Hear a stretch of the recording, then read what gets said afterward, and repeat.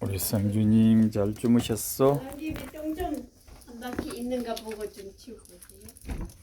아이고 나오자마자 또 마님이 일을 시키네요. 상주님 잘 주무셨어? 응? 응?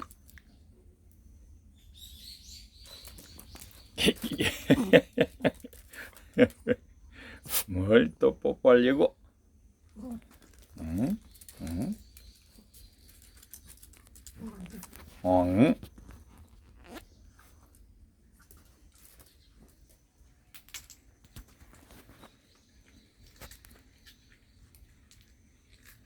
내일 모레 태풍이 온다 그러고 오늘도 비 오고 내일도 비 오고 올 여름에는 비가 참 많네요. 비가 오면은 우리 집 앞뜰은 이렇게 구름이 아주 멋진 동양화를 그려놓는답니다. 그것도 시시각각으로 변합니다.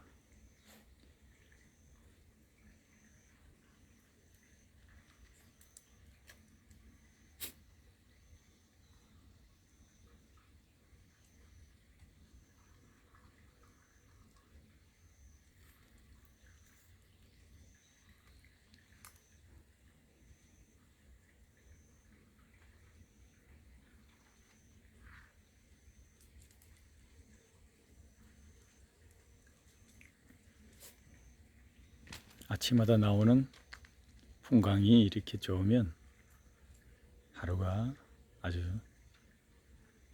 행복하기 시작하겠죠. 자, 오늘은 전번 시간에 이어서 기농기촌의 맥점 중에 땅을 구했으니까 그 다음은 단계는 이제 집 짓기 단계가 되겠습니다. 집을 지을 때는 이제 우리는 처음 집을 짓기 때문에 다 초보자들입니다. 그런데 사람이 이제 살기 위해서는 의식주가 필요하다 그러지 않습니까? 그 의식주 세 가지인데 옷은 사실 너무나 흔하다 보니까 그렇게 우리가 뭐 직접 지어서 입을 필요는 없겠죠. 근데 식과 주, 먹는 것과 자는 것은 내 손으로 한번 해보는 게 상당히 중요할 것 같습니다. 그 중에서 먹는 거는 어차피 내가 키워서 가꾸어서 먹을 수가 있고 그건 시골에 오면은 대부분 텃밭을 일구면서 다 할 수 있으니까 손쉽게 할 수 있죠. 그런데 집은 생각보다 자기가 살 집을 짓고 사는 사람이 많지 않습니다. 물론 여기서 말씀드리는 것은 집을 내 손으로 직접 처음부터 다 짓는다 이런 이야기가 아니고 내가 설계를 하고 내가 옆에서 붙어 서서 관리 감독을 하고 내가 원하는 집을 짓는다는 뜻입니다. 집을 짓는 것은 기술자가 지어야 하기 때문에 내가 뭐 몇 개월 배워서 내 집을 짓는다는 것은 상당히 좀 위험합니다. 집은 상당히 전문가적인 소양이 필요하고 또 오랫동안 내가 살 집이지 않습니까? 그래서 몇 개월 배워서 짓는다는 것은 하자가 너무 많이 발생하고 후회할 가능성이 많습니다. 그래서 집 짓는 것을 가서 좀 배우고 그렇게 집에 대한 안목을 키우고 난 뒤에 직영 체제로서 집을 짓는다는 거죠. 직영이라는 것은 내가 관리 감독을 하면서 자재 같은 것도 조달해주고 파트별로 사람을 고용해서 집을 짓는 것을 말합니다. 내가 주관이 되는 거죠. 그런데 직영하고 또 다른 방법은 도급입니다. 도급이라는 것은 업자에게 모든 걸 맡기고 나는 신경을 쓰지 않는 거죠. 그래서 나중에 다 됐습니다 하고 키를 주면은 그때 이제 돈을 주고 인도받는 겁니다. 이 도급 방식인데 물론 장단점이 다 있는데 제 생각에는 시간이 허락한다면은 내가 평생 살 집이기 때문에 내가 정성을 들여서 집을 모셔야 합니다. 그래서 되도록이면 직영 체제를 권하고, 대신 직영을 하려면은 나는 사전에 공부를 많이 해야 됩니다. 다른 집 짓는 것도 가서 보고 또 인터넷으로도 검색을 하고 여러 가지 사전 지식이 있어야만이 내가 직영을 할 수 있겠죠. 어설프게 직영을 하다가는 오히려 이제 시행착오가 많아서 돈이 더 많이 들어가고 집을 또 망칠 수가 있을 가능성이 있습니다. 그래서 직영을 하되 사전에 공부를 많이 해야 한다는 거죠. 공부를 하는 방법은 일단 집을 짓는 데 가서 많이 보고 이야기를 듣고 또 참여하는 것도 괜찮죠. 가서 잡부로서 일을 하는 것도 좋고, 그러면서 업자와 이야기도 하고, 그래서 다른 업자들의 평판도 듣고, 그래서 이제 집에 대한 상식을 늘리고 나면은 이제 직영을 할 수가 있습니다.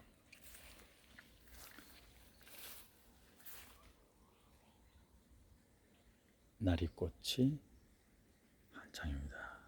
밤새 내린 비에 나리꽃이 하늘에 걸렸네요.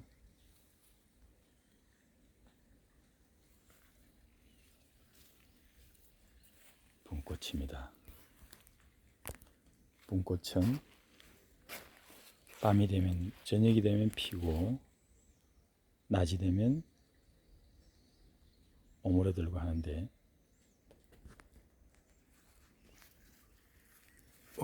날이 흐린데도 오므려들었네요. 우리 토속적인 붕꽃이죠.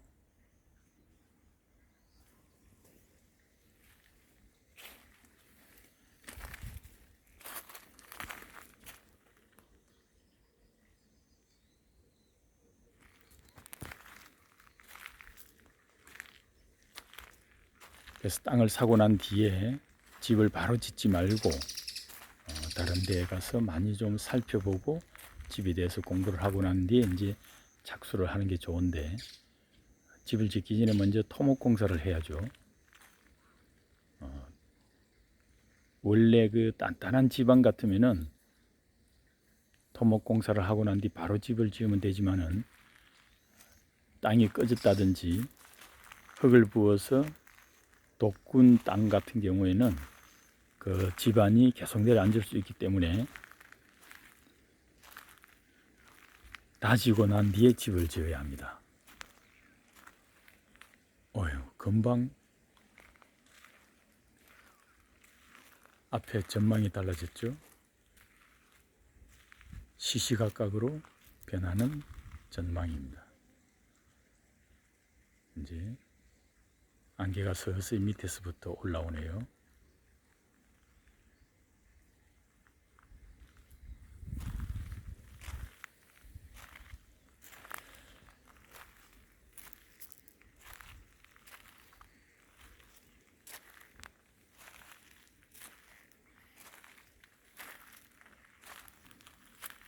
그래서 성토 후에 다지는 기간을 두고 그때 계속 공부를 하는 거죠.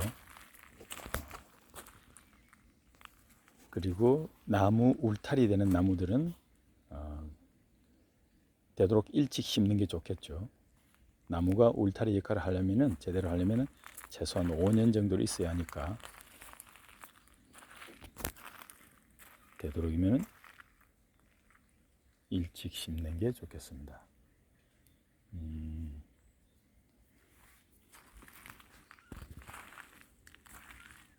그래서 이제 집을 짓는 방법에 있어서는 기본적으로 전번에도 말씀을 드렸죠. 기본적으로 창고, 본체, 사랑채 이렇게 세 채를 기본으로 하는 게 안정적입니다. 시골에서는 창고가 필요하니까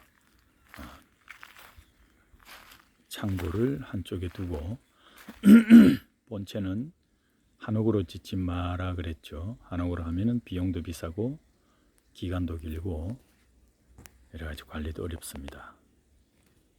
그래서 아주 간단한 경량목 구조나 ALC 구조나 이런 식으로 짓는 게 좋고, 그 다음에 흙집에 대한 로망이 있으면은 이렇게 사랑채를 한 켠에 짓는 게 좋습니다. 흙집은 1,500만 원 정도면은 지을 수가 있습니다. 그러면 흙집에는 구들방을 넣으면 되고, 본체는 구두를 하지 말고 기름 보일러를 하는 게 제일 간편하고 효율적입니다. 그리고 되도록 도시적인 사고로 집을 설계해서는 안 됩니다. 그래서 시골에 와서 임시 거주하고 땅을 사고 사람들을 알고 다른 집을 다 다녀보고 집을 설계를 해야 됩니다.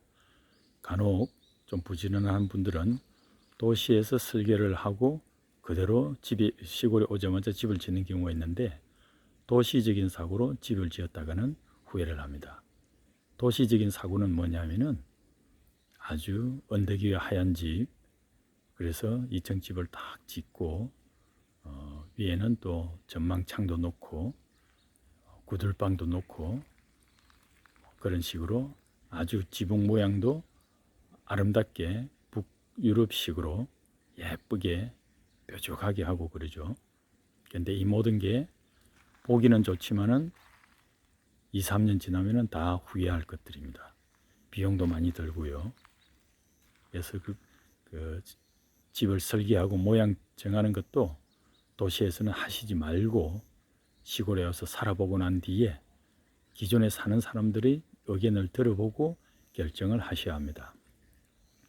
제가 내린 결론은 2층 집은 하지 말고, 그 다음에 지붕 모양은 단순하게 하고 구들은 놓지 말고 아주 단순하고 편리하게, 그리고 비싸게 하지 말고 저렴하게 집을 짓는 게 좋습니다. 그리고 집을 지을 때는 단독주택은 열 손실이 가장 많은 부분이 지붕이고, 그 다음에는 바닥이고, 그 다음에는 벽입니다. 근데 이제 벽이나 지붕은 통상적으로 업자들이 신경을 쓰지만은 바닥 단열은 신경을 쓰지 않습니다. 건축주가 말을 하지 않는 한 그냥 넘어가기 일쑤입니다. 그래서 대개 기름 보일러라든지 온도래라든지 바닥 난방을 하는데 이 열이 지면을 통해서 밖으로 다 소실돼 버리면은 난방 효율이 떨어지겠죠. 그래서 토목 공사를 하고 기초를 잡을 때 바닥에다가 단열을 해줘야만이 열 효율이 아주 높아집니다. 그래서 이거는 한번 기초 공사는 하고 나면은 다시 할 수 없기 때문에 꼭 유념을 해서 바닥 단열을 하시기 바랍니다. 집은 이제 다른 세부적인 거는 앞선 시간에서 말씀을 쭉 드렸습니다. 그랬으니까 그걸 참고를 하시고, 그렇게 이제 집을 짓고 나면은 그 다음에 이제 마지막 단계로서 장목 선택의 단계가 있죠. 장목 선택은 참 선정하기가 어렵습니다. 기존에 20, 30년 농사를 평생 지으신 분들도 요즘은 어떤 작목을 선택해야 될지, 지금 내가 하고 있는 매실이나 감농사, 포도농사, 사과농사를 계속 해야 될지 말아야 할지 고민을 하는 부분입니다. 그렇기 때문에 작목 선택은 신중을 기하기 때문에 제가 기농기촌의 맥점에서 작목 선택은 제일 마지막으로 둔 겁니다. 작목 선택을 먼저 해갖고는 서울에서부터 도시에서부터 해갖고 시골에 오자마자 땅을 사고 작목을 심고 하는 것은 아주 위험한 발상입니다. 그래서 작목 선택은 상당히 제일 나중에 천천히 하는 게 요령이고, 여기서도 생각할 점은 농사를 짓는다는 것은 전부 생산하는 걸로만 생각하는데 시골에서 농사 짓는다 이러면 전부 생산이지 않습니까? 여기에 함정이 있습니다. 농사를 짓는다는 것은 생산이 있고 가공이 있고 판매가 있습니다. 이 세 가지 단계가 있는데 대부분 생각할 때는 생산만 생각하는 거죠. 근데 세 단계 중에서 사실은 가장 전문적인 기술이 필요한 게 생산입니다. 가장 어려운 부분이죠. 그런데도 불구하고 초보자들을 제일 어려운 생산부터 하라고 하는 게 앞뒤가 안 맞는 이야기죠. 처음에 시골에 와서는 생산부터 바로 해서는 곤란합니다. 거꾸로 해야 됩니다. 판매부터 하셔야 됩니다. 물건을 만들 때 판매부터 생각을 하고 만들어야지 만들어 놓으면 팔린다? 그렇진 않죠. 팔릴 걸 누울 자리를 보고 다리를 뻗을 자리를 보고 누워야 되지 않습니까? 그래서 판매부터 시도를 해보고 가공을 하고 생산을 하는 게 순서입니다. 이 순서를 지키지 못하고 생산부터 하다 보니까 많은 분들이 고생을 하고 후회를 하고 그렇습니다. 판매라 그러면은 거창하게 어렵게 생각하는데 그렇지 않습니다. 예를 들어 어떻게 하냐 그러면은 지금 예를 들어서 매실 수확철이다. 그러면 내가 운영하는 블로그에 우리 동네에서 매실을 수확한다. 그래서 매실에는 홍매가 있고 청매가 있고 황매가 있다. 그래서 여기에서 필요하신 분들은 주문을 하시라 라고 이제 블로그에 올리면은 대신 황매나 청매, 홍매 이런 게 설명은 해줘야 되겠죠. 주어 다른 지식으로 약간 전문적으로 설명을 해놓으면은 지인들이 신청을 할 겁니다. 그러면 이제 매실 농가에 가서 일도 도와주면서 매실을 사는 거죠. 싸게 살 수 있습니다. 직접 가서 사면은 일도 도와주고 하기 때문에. 그래서 매실을 사서는 그 블로그에 올라온 주문대로 택배를 해주면 됩니다. 그냥 그대로 농산물을 사서 택배해 주는 거죠. 어렵지 않죠. 네, 그렇게 하는 게 1차적인 판매고, 물론 이때는 마진은 별로 없습니다. 그래서 돈에 미련을 두지 않으면 모든 게 자유롭습니다. 돈을 벌려고 하니까 힘이 드는 거죠. 그래서 돈에 대한 힘은 시골에 와서는 당분간은 빼놓으시기 바랍니다. 그리고 두 번째 단계는 가공입니다. 이렇게 원물을 그냥 팔아갖고는 이제 마진이 없으니까 어느 정도 그 단계가 지나면은 가공을 하기 시작합니다. 가공은 공장을 지어야 하는 거 아니냐. 근데 그거는 나중에 할 일이고, 우선 내가 할 수 있는 소규모로 내가 직접 할 수 있는 가공을 하시면 됩니다. 예를 들어서 건조라든지 냉동이라든지 이런 식으로 간단한 가공을 하는 거죠. 그래서 이런 가공은 식품 허가를 받지 않고도 판매가 가능한 것들입니다. 예를 들어서 이제 배나 사과가 수확기에 우박을 맞아 떨어졌다, 파지가 됐다. 그러면 이제 상품과로 팔지를 못하거든요. 이런 과일들은 아주 싸게 살 수 있습니다. 그래서 이런 과일을 사서는 잘게 잘라서 건조를 시켜서 소포장을 하고 예쁘게 해서 따로 팔면은 오히려 상품가보다 더 많은 마진을 받을 수가 있습니다. 이때 필요한 게 이제 스토리텔링입니다. 일본에서는 그 태풍에 사과가 거의 다 떨어지고 몇 개 안 남은 그런 사과를 합격, 버텼다는 뜻에서 태풍에도 버티고 끝까지 붙었다. 그래서 합격 사과라 그래갖고 다른 것보다 10배 이렇게 비싸게 받아갖고는 손실을 보진한 사례가 있지 않습니까? 이게 스토리텔링입니다. 그래서 그 소포장을 할 때 포장은 이쁘게 하고 깔끔하게 하면서 스토리텔링을 활용하는 겁니다. 똑같은 음식을 먹더라도 뭔가 이야기가 있으면 소비자들이 아주 재미있게 먹고 다른 사람에게 추천을 하거든요. 사실 음식은 사서 먹는 거는 큰 차이가 없지 않습니까? 차이를 두는 거는 스토리텔링입니다. 그래서 우리 가족분들은 스토리텔링에 상당히 좀 관심을 가지시고, 그러면은 내가 제품을 만들지 않아도 됩니다. 다른 사람이 만든 제품을 내가 포장 이쁘게 하고 디자인 예쁘게 하고 스토리텔링만 잘 적용을 하면은 이게 충분히 이제 판매가 가능하고 마진도 붙을 수가 있습니다. 그래서 스토리텔링에 공부를 좀 많이 하시면은 많은 도움이 될 수 있습니다. 그리고 가공에 있어서는 예를 들어서 저는 이제 꽃감을 하지 않습니까? 대봉감은 꽃감 중에 제일 비쌉니다. 근데 이제 꽃감을 만드는 대봉감은 원료감이 뭐 300원 정도 하거든요, 한 알에. 근데 50일 동안 껍질을 깎아서 말리면은 꽃감이 됩니다. 이제 300원짜리 감이 50일 동안 말리면은 평균 1,500원을 받을 수 있습니다. 그냥 말린 거죠. 건조시킨 거죠. 근데 수익률은 5배입니다. 물론 여기에는 파지도 생기고 뭐 이제 많은 물량을 할 수 없기 때문에 절대 금액은 그렇게 크지는 않지만은 어쨌든 50일 동안 5배의 수익률, 물론 포장이라든지 택배비라든지 이런 거 빼고 나면은 뭐 한 3배 정도, 2배나 3배 정도 마진이 나옵니다. 뭐 그래도 그게 어디입니까? 감농사를 짓는 것보다 주변의 감농가에 가서 감을 사서 꽃감을 만들어서 팔면은 충분히 마진은 확보할 수 있습니다. 그리고 시골에 처음 온 경우에는 아직 도시에 지인들이 많이 있으니까 기존에 농사를 짓던 분들보다 훨씬 판매를 잘할 수 있지 않습니까? 그래서 이런 식으로 가공 판매를 한다는 거죠.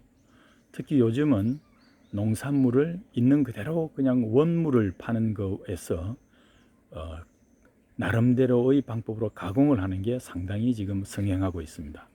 아이디어죠. 그러니까 농산물을 어떻게 가공을 하느냐, 여기에 아이디어만 자기가 개발할 수 있으면은 아주 많은 수익도 확보할 수가 있습니다. 그래서 내가 무슨 농사를, 무슨 작물을 심어서 돈을 버느냐 이렇게 하시지 말고 농산물을 어떻게 가공해서 팔 것이냐, 여기에 초점을 맞추시면은 실패 확률도 낮고 마진도 훨씬 높게 가져갈 수가 있습니다. 그래서 이제 가공에 중점을 두면 정부에서도 많은 지원을 하고 있습니다. 6차 산업이라는 게 핵심은 2차 가공이거든요. 정부에서도 2차 가공에 대해서는 많이 지원을 해주고 지자체에서도 어느 정도 가공이 성공한다 그러면은 중점적으로 지원을 해줍니다. 그래서 이제 그거는 먼 훗날 이야기고, 일단 집에서 내가 혼자 할 수 있는 가공할 수 있는 부분도 많기 때문에 그런 면에서 공부를 좀 하시기 바랍니다. 나중에 다른 시간 만들어서 식초라든지 발효액에 말씀을 드리겠지만은 발효액이나 식초, 그 다음에 막걸리, 와인, 소스 이런 것들도 다 가공입니다. 요거는 내가 만들어서 먹어도 되고 주변에 선물을 줘도 되고 그리고 또 팔아서 수익을 확보할 수도 있기 때문에 농산물 가공에 대해서는 많은 관심을 가져주시기 바랍니다. 그리고 이제 가공을 하고 나면은 농산물이 어떤 게 판매가 좋고 마진이 좋구나 하는 감각이 서게 됩니다. 그래서 그 마지막으로 이제 작목을 선택하는 겁니다. 그래서 그 이제 규모도 이제 윤곽이 나오겠죠. 내가 1000평을 지을 것이냐, 500평을 지을 것이냐, 3000평을 지을 것이냐. 이거는 내가 판매를 해보고 가공을 해보고 나면은 윤곽이 드러납니다. 그래서 그때 그걸 결정하면 되는 거죠. 만일 판매나 가공을 하지 않으면은 내가 몇 평의 농사를 지어야 할 건지 감이 잡히질 않습니다. 그래서 순수는 생산하고 판매하고 가공, 판매나 가공 생각지도 않고 무작정 생산부터 시작하는 것은 상당히 위험한 순수이니까 그렇게 하시지 말고 판매부터 하고 그 다음에 가공을 배우고 그 다음에 작목을 선정하는, 생산을 하는 이런 단계를 거치시면은 실패도 줄이고 마진도 많이 올릴 수 있는 방법이 되지 않나 이렇게 생각을 합니다. 자, 오늘도 행복한 하루 보내시고 다들 건강하시기 바랍니다. 고맙습니다.